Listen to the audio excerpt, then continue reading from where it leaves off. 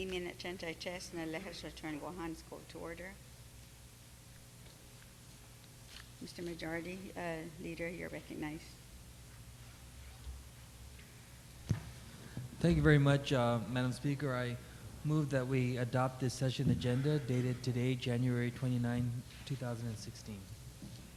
Hearing objections, so ordered. I'm going to ask the clerks to please take a roll call. Senator Tom Adda. Present. Senator Tony Adda. Senator Uggan. Senator Blas. Vice Speaker Cruz. Present. Senator Espadon. Here. Senator McCready. Here. Senator Morrison. Here. Senator Munya Barnes. Senator Respicio. Here. Senator Rodriguez. Here. Senator Nicholas. Senator Torres. Senator Underwood. Speaker Wampat. Okay, yeah. Madam Speaker, there is a quorum. Thank you very much. Senator Respicio, you're Thank you, recognized. Madam Speaker. I move that we excuse Senator Barnes, who had a prior family commitment and is not here for this call to session. Hearing no objections, so ordered.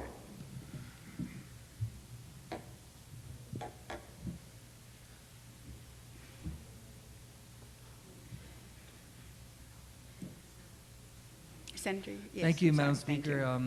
you. Now we're under motions in the session agenda.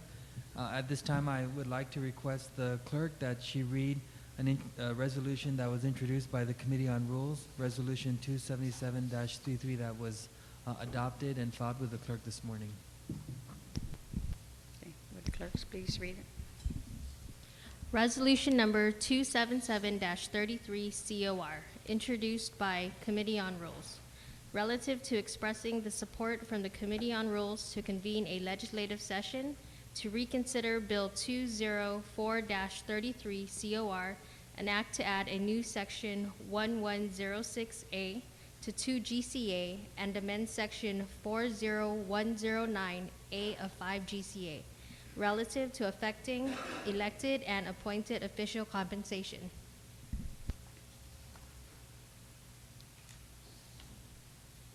You're going to read the entire resolution.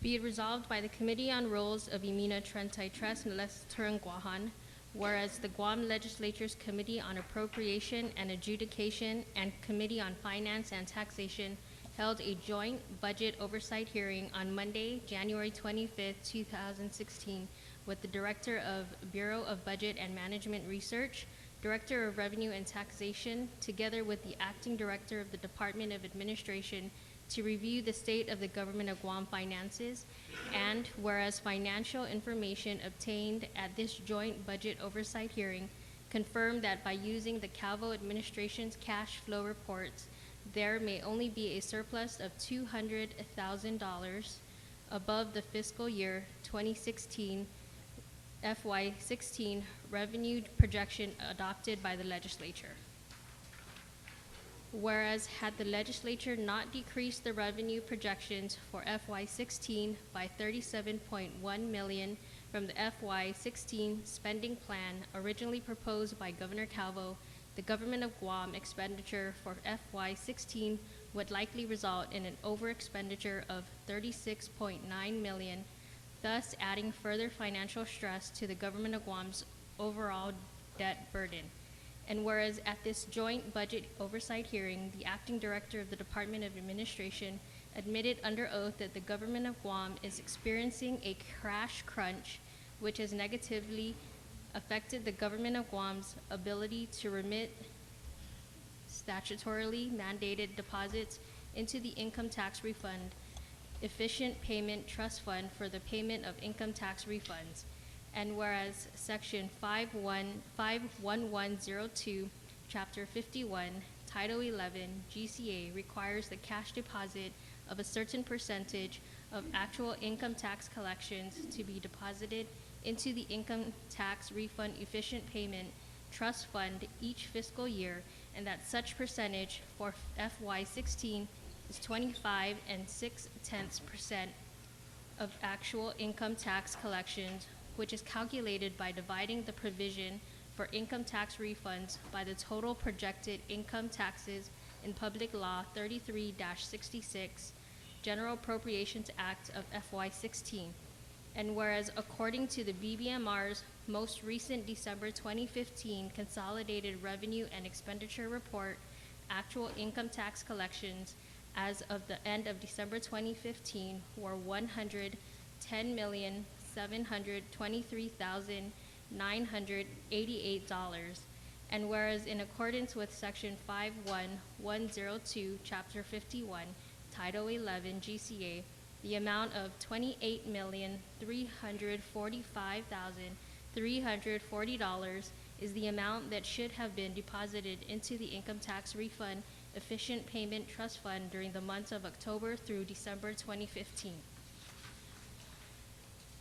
And whereas according to monthly cash balance reports submitted to Legislature in Guam by the Director Administration for the months of October, November, and December 2015, only $14,247,379 has been deposited into the Income Tax Refund Efficient Payment Trust Fund during the months of October through December 2015, which confirms the statements made by the acting DOA Director concerning cash flow challenges in the government of Guam.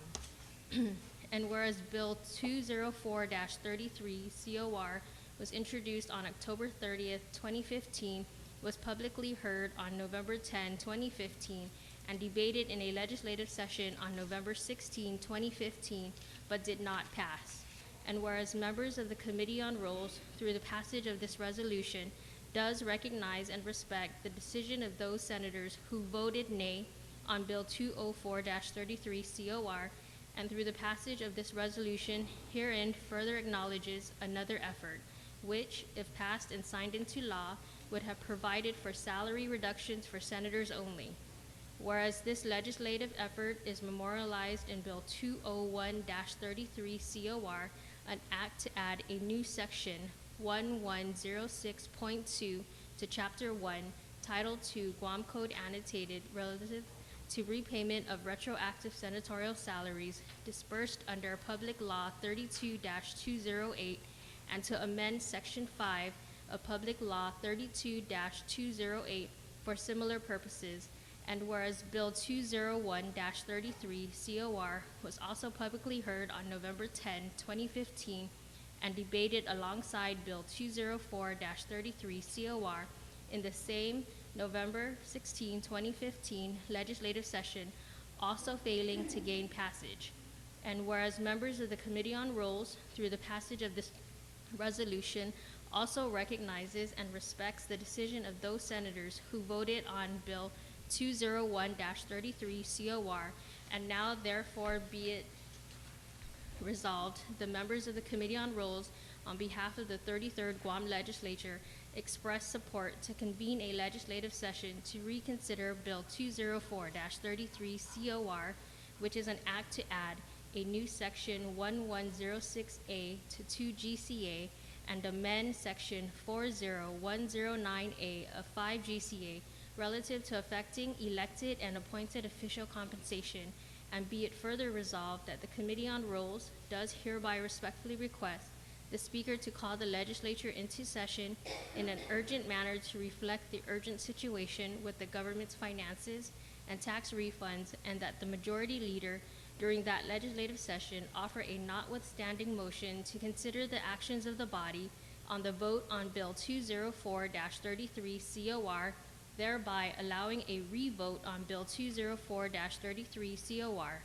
Be it further resolved that the Speaker and the Chairperson of the Committee on Rules certify, and the Secretary of the Legislature attest to the adoption hereof, and that copies of the same be therefore transmitted to the members of Imina Trentai Trust na Legislature in Guam, add to the Honorable Edward J.B. Calvo, Imagalahin Guahan, duly and regularly adopted by the Committee on Rules of Imina Trentai Trust na Legislature in Guam on the 29th day of January 2016. Thank you very much. Senator Respicio, you recognize. Thank you very much, Madam Speaker. Point of inquiry. Point of what? Point of inquiry, ma'am. Okay, state your inquiry. Point of information, then. I'm sorry? Point of information. Okay, And just, Madam Speaker, I just, for the knowledge of the body, isn't it the practice that when we have to consider resolutions that plan or may take action for actions outside of the body, that there should be a public hearing process for it? normally with resolutions that would, this of a substantive nature that will go out of the legislature, that's going out to like members of Congress or other countries, then yes, we would Or that have. affects the would actions have, or but- affects the activities outside of this body? Am I Yes. correct? That's just a question I'm at, my point of information. Madam Speaker, Madam Yes. Speaker, is a gentleman requesting that we had to have a public hearing on a resolution expressing support from the Committee on Rules to convene a legislative session to reconsider the actions that occurred in Bill 204-33. I'm just trying to understand the nature of the point of inquiry. And or that point is, of I information. appreciate it, that is the nature of So the I question. surmise that there was no need for a public hearing because we're expressing support from the Committee on Rules to convene this legislative session to reconsider an action already previously undertaken by the same body, also undertaken as a result of a public hearing that was held on Bill 204. So I respect the inquiry, but I don't understand the nature of the inquiry. No, and the nature of the inquiry is because the actions, as a result of the resolution, if passing, I thought that the whole process here was that any resolution of substantive nature goes through a public hearing process. The actions that will be taken as a result of this is going to be substantive, could be substantive. And so I'm just asking the question. Understand, and I think the senator responded that, you know, Bill 204, I don't have the date, had actually had a public hearing. But not this resolution, Madam Speaker. But the as stated in the resolution is that the request would be a notwithstanding clause. Understand. I'm for- talking about the resolution, ma'am. The Madam resolution. Speaker, Madam Speaker, again, and to respond to the senator asking whether or not this resolution should have had a public hearing, this resolution deals strictly with the business of the legislature, and it's the Committee on Rules that operates on behalf of the legislature when we're not in session. And because we were not in session, the members of the Committee on Rules, by majority vote, put together this movement by way of Resolution 277-33 to express support for the convening of this legislative session. And this resolution also recognizes your authority, Madam Speaker, to call us into session to a date and time determined by yourself in this urgent manner. So the resolution did not compel this call to session. It was just an expression of support. And so it's an expression of support to have this session to reconsider Bill 204, which was publicly heard and debated extensively by not only our community, but also by this body. And so this is the whole genesis of the resolution, and this is why I determined as Chairman on Rules that a public hearing was not required on on Resolution 277. So unless there's an objection, Madam Speaker, I would like to continue to be recognized. No, I recognize the standing rules, Madam Speaker, that he has the authority to be able to make that determination. I just bring this as a point of information, and I raise the concern to that matter. Yes, and I understand, and maybe it might be best as well that at least in the statute, our statutes is that, you know, in section 2103 on public hearings, that mandatory, on subsection B, that no substantive resolution that is to be transmitted to the U.S. President, a member of the U.S. Congress, or a head of a foreign state may be passed by the legislature unless it has received a public hearing. And of course, the primary sponsor would be the one who would be the individual to conduct the hearing. And as stated, of course, earlier by the senator, that this is strictly on the actions of the body in which this resolution is being, was drafted. So, Senator Respicio, you're recognized. Yeah, thank you, Madam Speaker. Madam Speaker, so I was going to say, first of all, thank you for calling this session pursuant to the adoption of this Committee on Rules resolution, and so you've done your part, and now I rise to do my part, and that's to offer the notwithstanding motion to reconsider the actions of the body on the vote on Bill 204-33 COR, thereby allowing a revote of Bill 204-33 COR at this time. On that motion, are there any objections? Okay, there is then an objection, so I will then call for the vote. Then all in favor then of the motion that the majority had stated, and that's to reconsider the actions then of this body, since there is an objection. So all in favor, please raise your hand. Okay, second roll call. Third, okay. So it would be 3 roll calls. So would the clerks then please take roll call? Senator Tom Adda. Senator Tom Adda, aye. Senator Tony Adda. No. Senator Tony Adda, nay. Senator Uggan. Senator Uggan, pass. Senator Blas. No. Senator Blas, nay. Vice Speaker Cruz. Aye. Vice Speaker Cruz, aye. Senator Espaldon. Senator Espaldon, pass. Senator McCready. No. Senator McCready, nay. Senator Morrison. Nay. Senator Morrison, nay. Senator Munya Barnes. Senator Munya Barnes, absent.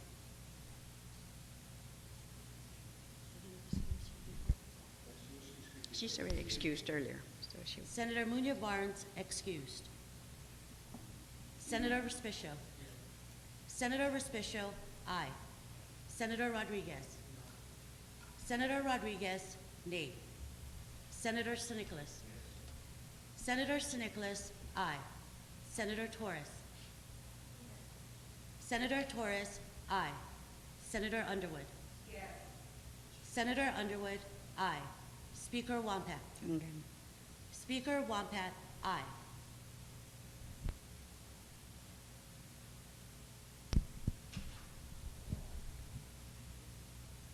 Senator Uggan. Senator Uggan, pass.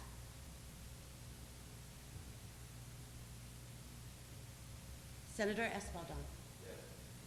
Senator Espaldon, aye.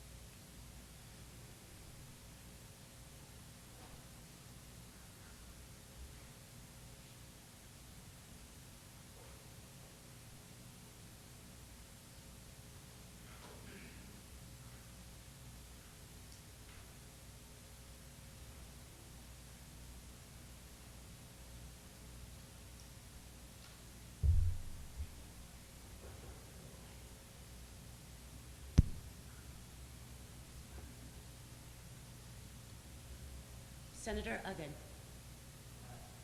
Senator Uggan, nay.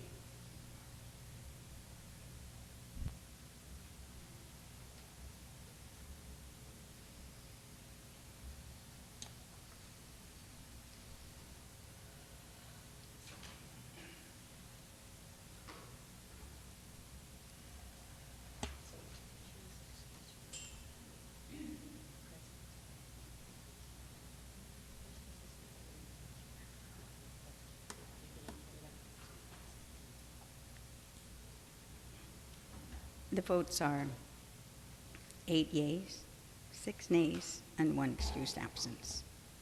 So the motion carries.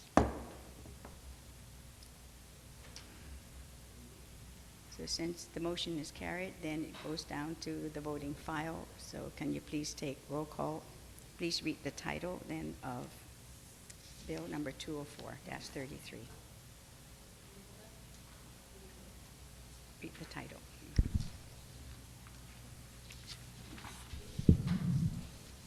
Bill number 204-33 COR, introduced by M.F. Nicholas, Judith T. Wampat, EDD, N.B. Underwood, Ph.D., B.J.F. Cruz, T.C. Ada.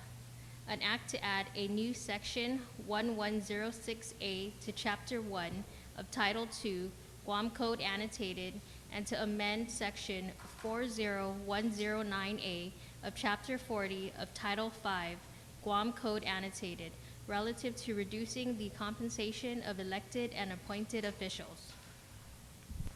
Roll call. Senator Tom Ada. Senator Tom Ada, aye. Senator Tony Ada. No. Senator Tony Ada, nay. Senator Uggan. Senator Uggan, aye. Senator Blas. No. Senator Blas, nay. Vice Speaker Cruz. Aye. Vice Speaker Cruz, aye. Senator Espaldon. Yes. Senator Espaldon, aye. Senator McCready. No. Senator McCready, nay. Senator Morrison. Senator Morrison, nay. Senator Munya Barnes. Senator Munya Barnes, excused. Senator Respicio. Senator Respicio, aye. Senator Rodriguez. No. Senator Rodriguez, nay. Senator San Nicolas. Yes. Senator San Nicolas, aye. Senator Torres. Yes. Senator Torres, aye. Senator Underwood. Yes. Senator Underwood, aye. Speaker Wampat. Again. Speaker Wampat, aye.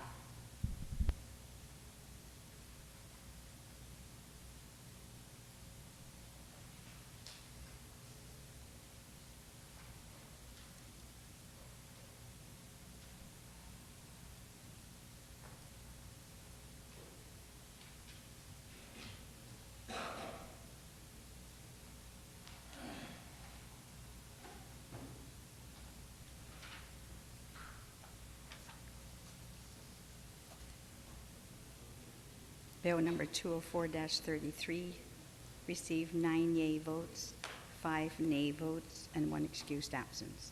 Bill number 204-33 is duly passed by this body. Senator Respicio. Madam Speaker, I move that we adjourn subject to the call of the Speaker. Hearing no objection, this legislature is adjourned subject to the call of the Speaker.